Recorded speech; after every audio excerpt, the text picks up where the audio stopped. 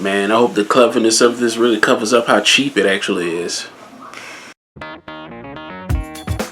Hello and welcome to Unsense Development. This is Just Two Eyes and I'm bringing you a new segment I like to call the 10-Minute Breakdown, where I am going to talk about some of my favorite things in 10 minutes or less. Now don't get this confused with a review in the sense of I'm not going to tell you to buy it or watch it or to go out and it's a must watch. These are just my thoughts and how I analyze and what I think about some of my favorite things. And for now, this is mostly going to revolve around media, unless something really unique happens with the Dr. Screwdriver.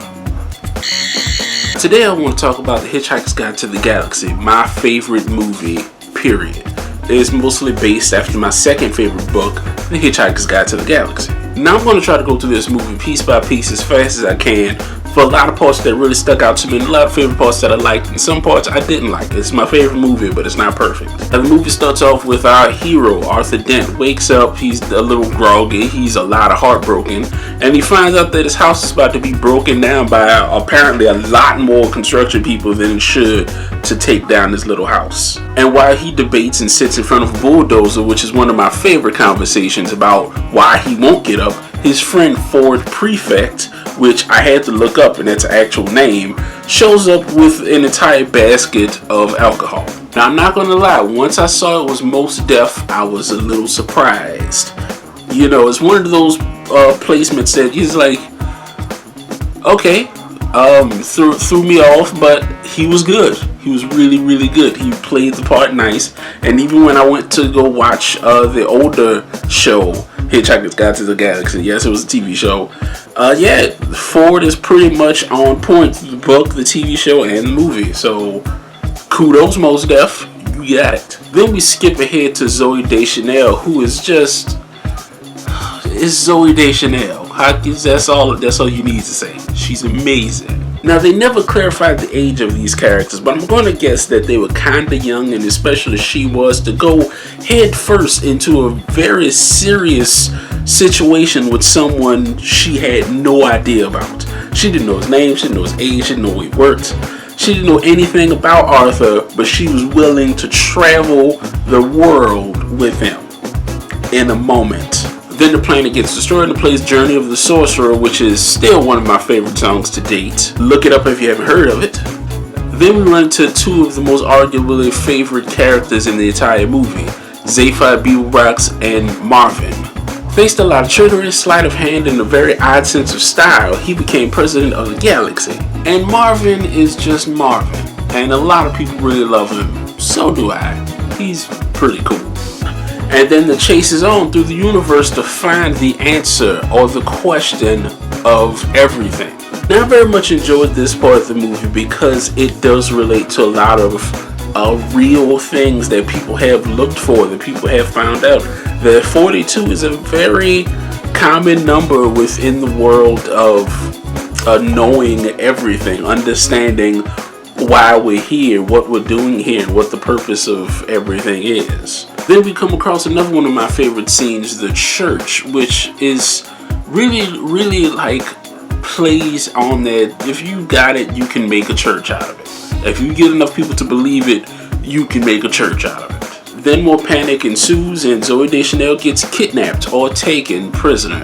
Yeah, she gets taken prisoner. And it is the job by three fine gentlemen to go and save her. And along the way, we find out that Zephyr is the reason the planet got destroyed anyway, because he signed the paper without really looking at it, and that fits his character so perfectly. And he's honestly my favorite character in the entire movie. He really is. Hands down. No, he's my second favorite character. My first favorite character is her. Bring me the request to pursue fugitive forms.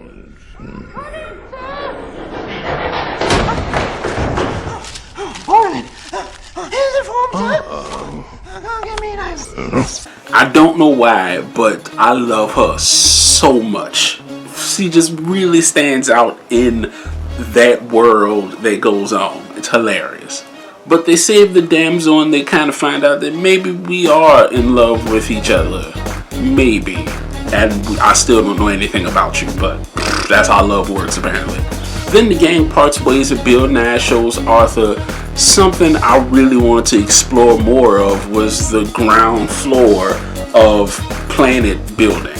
Like where they build planets. I really wanted to see more of that because that's crazy. And on the other hand, what the hell was she watching on TV? Then everyone reunites back on Earth. The two rat child people, they try to kill Arthur. It doesn't work out. They end up, I don't know if they're dead. I'm pretty sure they're not dead.